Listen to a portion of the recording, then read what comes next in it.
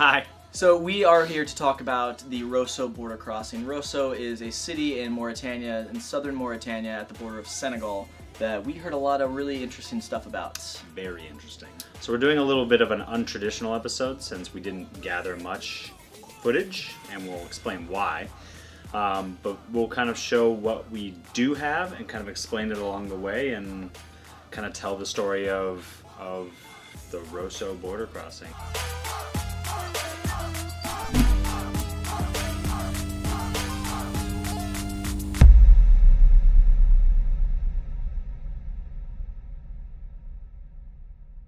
So all the stuff that we had heard about Rosso, it started off with people saying that, we should just post all the headlines. Because we're not making this up when people said that it was the most corrupt border crossing, like this notorious border crossing on the African continent. Let's insert those right here. And the problem was that we were kind of in a time crunch because we didn't want to get to the border too late.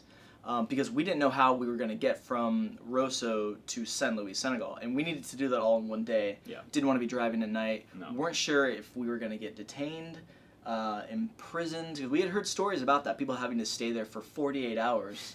Or longer. Yeah, or longer, trying to get into the country. So we didn't know what to expect. So yeah, then we hit the road. Yeah.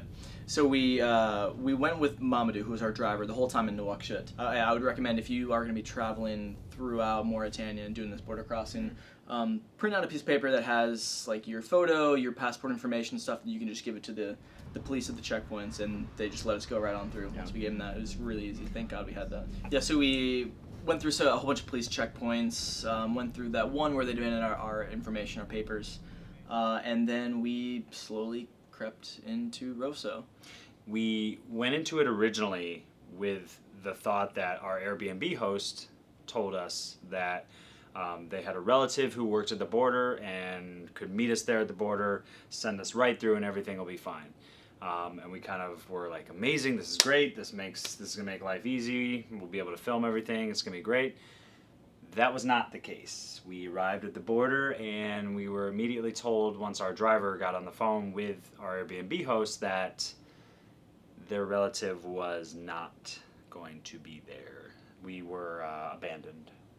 I don't think it was naive of us to think it was going to work out, but I think we weren't really expecting, we didn't really have a contingency plan, so it was kind of hard to know what to do next. Actually, I remember you saying specifically, because I couldn't understand what our driver was saying, and Ricky looked over to me and said, the thing we didn't want to have happen is happening.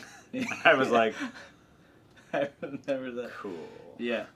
So we're sitting there, and I tell Mark that, and all of a sudden this man walks up to the car and starts speaking with Mamadou, and they're going like back pretty aggressively too. Yeah, and yeah. I was like, oh boy. Clearly trying Starting to sell him on something or sell us on something. And before we knew it, he was taking us to the border, and we were going to be paying him to take us through border crossing. We had read that all the people, all the fixers in Rosso, there's a lot of thievery, a lot of scams. They really try and rip you off. And we were very weary of that the whole time. And so when this guy approached our car, the first person was being, like Mark said, aggressive. Naturally we were both like, oh, we don't want anything to do with this guy. I think it is nice to have a fixer. I would recommend that you have the right money, that you have the know-how of where to go. It's actually pretty simple once you figure it out, and it's very intimidating when you get there, but if you know that, I would recommend not talking to anybody. So the first thing we needed to do, which is another big thing that I recommend you do before you go there, is have Senegalese money on you beforehand. Do not exchange Mauritanian money for Senegalese money. I think we negotiated with like 9 different people. It was drawing many different crowds in many different locations. Because when you're busting out that much money, like that much cash, which we had just freshly pulled out from the ATMs, it causes a scene because everybody's like, oh my God. So Ricky and I have footage of this, but Ricky and I would try to post up against a wall and block everybody out so they can't see as we're counting cash. How much we have, and it was like we were doing some real sketchy drug deal. It was. Well, thankfully we had Mama to help us. We might add, our driver stayed with us the entire time to make sure that we were not getting hassled. He saved our asses. He saved our asses. Yeah, Mamadou, thank you. Merci Mamadou. beaucoup. Mark's filming this whole thing. We finally get our money, we exchange our money, and we're on our way to the border control office, which we didn't realize how close it was to where we already were. So Mark's filming with the GoPro. I have it basically in my hand with a water bottle, so it looks like I'm kind of just carrying a camera around. I'm not filming, but I totally am filming. I can't exactly figure out where it happened, but and you'll see, I'll cut the footage off right where I cut the footage off, because I saw military guys, and I would recommend that you never, ever, ever film around anybody in any uniform in any regard, ever.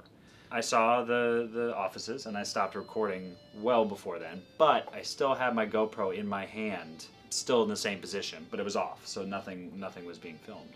This guy approaches me, and I think he spoke English too, maybe he didn't, but he started accusing me of taking his picture, which I very much did not. The camera was off, and right then and there, I guess he was friends with a military guy, because the military guy, 2 military guys came over, and they immediately grabbed the camera out of my hand, and they started messing with it, like looking through the footage, like trying to find the footage, and I'm like, am I having that take okay? That's just going away. Can I have that back? It starts to create and escalate this argument, and Ricky's trying to translate and tell them, yeah, there's no picture, like show us the picture. All the military guys started to kind of swarm around us and wanted to know the problem, and at this point we were detained. And I'm talking to the guy who was insisting that Mark had taken a photo, and I'm going back and forth in French and Arabic, and I'm saying like, when el sura, like where's the photo? When el film? Mafi film. There's no video. And we're sitting here just like what are you guys doing? There's nothing on there. We're clearly not being belligerent or uncooperative. We're just travelers. We were told not to ever give our passports over to anybody that wasn't behind a desk. And a head general guy came up, but there are apparently guys, and be warned of this, there are people who are dressed like border officials who are not border officials at all, and they will ask for your passport. And I actually remember before that, people asked me to give them my passport several times, and was like, no, you don't ever give your passport to someone that is not officially behind a desk. There was a guy, like an even higher up general or whatever he was, came through and just started being like, oh, okay, break it up and let them through and give them their camera back. And we were like, oh.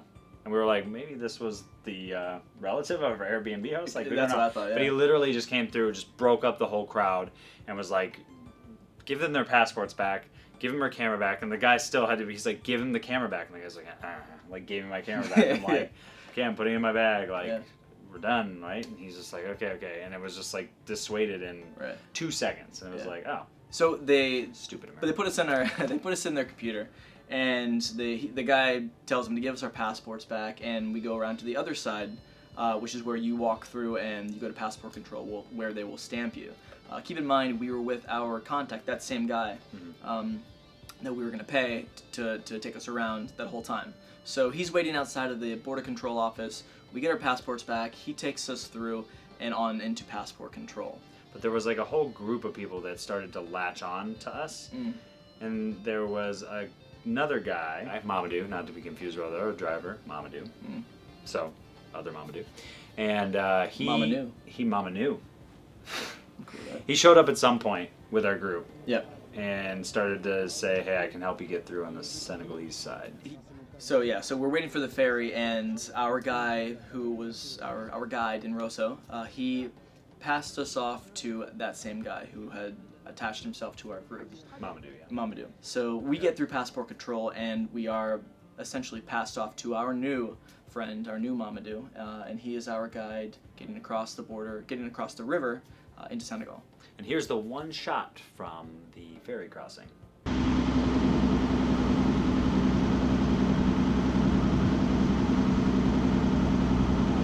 And there it is. That was it. Beautiful. That's all Round of applause. That's all I felt comfortable filming at that point after I got detained and realized maybe don't bust your camera out around the border. So we got into Senegal, and everything we had heard was that the Mauritania side was going to be the more tame side, which it was not. Right when we got off the ferry, we had to hand our passports off to guards who were in uniform. Mamadou assured us that they were officials, so we handed them over. He took us to the passport control office. Mm-hmm. Pretty easy. Stamped our passports, so we didn't need a visa, which we had heard that we were going to need a visa.